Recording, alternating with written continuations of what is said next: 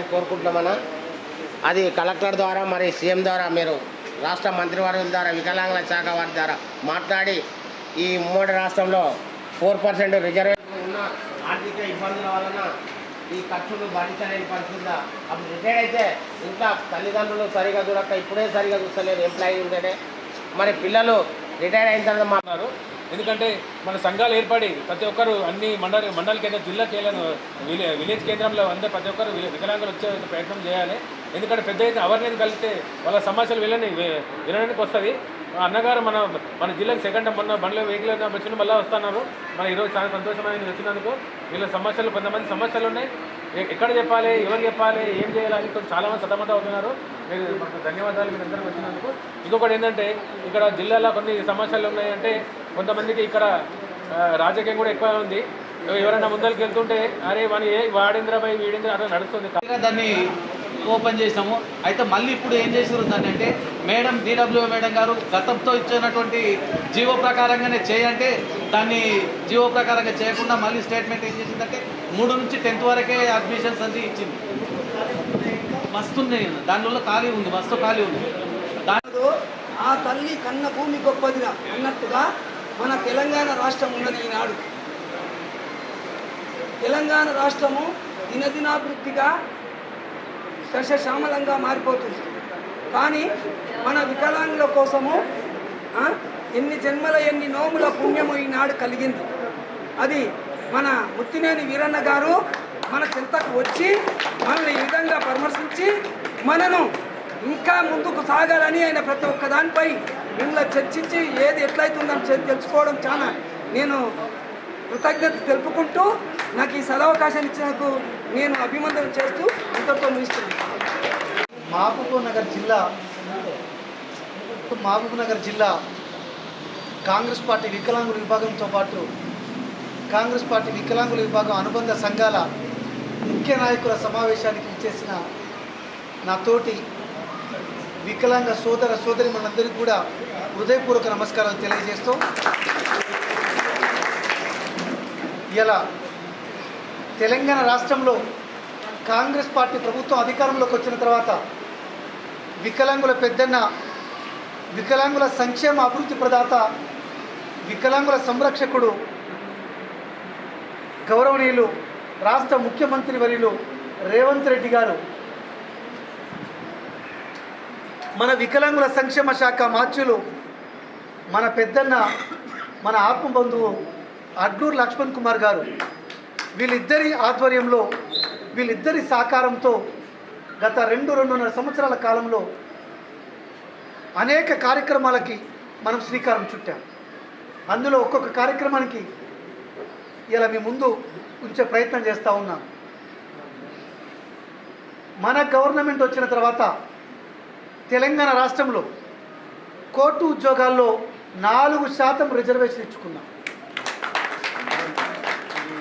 సగం మందే కొడుతున్నాం. 2016 నుంచి 2023 వరకు ఉన్నత విద్యలో రిజర్వేషన్ అడిగాం. 2016 వికలాంగుల హక్కుల చట్టం ప్రకారం ఇవ్వాలి, కానీ ఇవ్వలే. కానీ మన గౌరవనీయులు ముఖ్యమంత్రి వర్యులు రేవంత్ రెడ్డి గారు మనం అడగగానే వెంటనే హయ్యర్ ఎడ్యుకేషన్లో మన వికలాంగులందరికీ కూడా 5% రిజర్వేషన్ ఇచ్చారు. ఇప్పుడు అమలు అవుతుంది.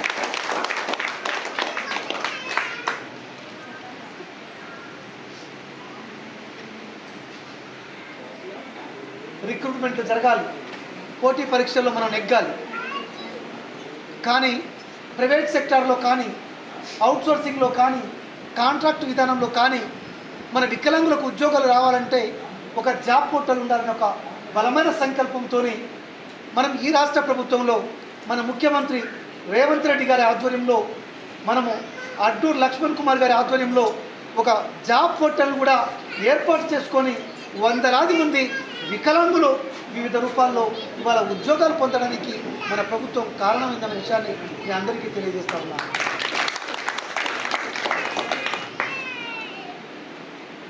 2014 నుంచి 2023 వరకు కేసీఆర్ ప్రభుత్వాన్ని మనం అనేక సార్లు అనేక ఉద్యమాల రూపంలో మనం నినదించాం, గట్టిగా అడిగాం, పోరాడాం. వికలాంగులు పెళ్లిళ్ళు చేసుకుంటే రూపాయి కూడా రావడం లేదు, మాకు ప్రోత్సాహం ఇవ్వమని. వికలాంగులని సకలాంగులు చేసుకోవాలంటే అన్ని చోట్ల సాధ్యం కావట్లేదు. వికలాంగులు తోడుండాలి, వికలాంగులు పెళ్లిళ్ళు చేసుకోవాలి, కొంత వాళ్ళకి ఆర్థిక ప్రోత్సాహం ఇవ్వాలన్నాం. కానీ కేసీఆర్ పెడచెవిన పెట్టారు. కేసీఆర్ చెవులకు వినపడలేదు. కానీ మన రాష్ట్ర ముఖ్యమంత్రి వర్యులు రేవంత్ రెడ్డి గారు ముఖ్యమంత్రిగా ప్రమాణ స్వీకారం చేసిన తర్వాత మన అడ్లూరు లక్ష్మణ్ కుమార్ గారి సాయంతో ముఖ్యమంత్రి గారి దృష్టికి తీసుకెళ్ళిన తర్వాత నేను అడిగాను, రేవంత్ అన్న వికలాంగులు సకలాంగులు చేసుకుంటే 1,00,000 రూపాయలు ఇస్తున్నారు. వికలాంగుల పెద్దన రేవంత్ అన్న నాయకత్వం, వికలాంగుల పెద్దన అడ్లూరు లక్ష్మణ్ నాయకత్వం.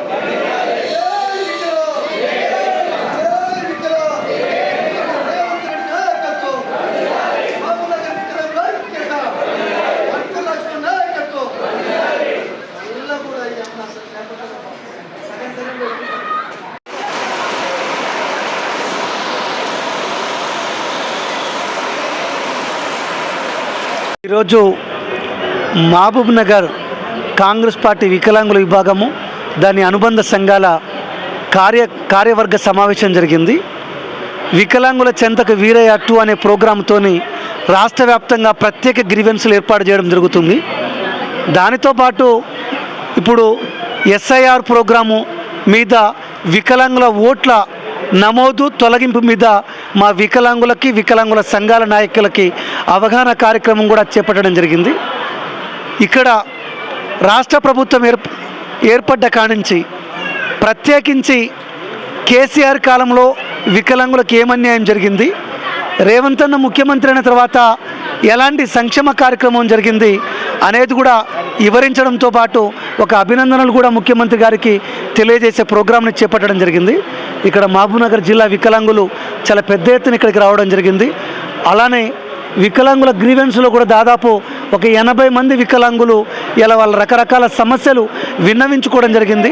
ప్రత్యేకంగా ఇందిరమ్మ ఇండ్ల గురించి, డబుల్ బెడ్రూమ్ ఇండ్ల గురించి, పరికి ఎయిడ్స్ అండ్ అప్లయన్సెస్ గురించి, సర్టిఫికెట్ లేని విధానం గురించి, రకరకాల సమస్యల గురించి రావడం జరిగింది. త్వరలోనే ఆ సమస్యలన్నీ కూడా మరి వికలాంగుల విభాగం నాయకులు, వికలాంగుల సంఘాల నాయకుల సమన్వయంతో అధికారుల దృష్టికి తీసుకెళ్లి పరిష్కరిస్తాము.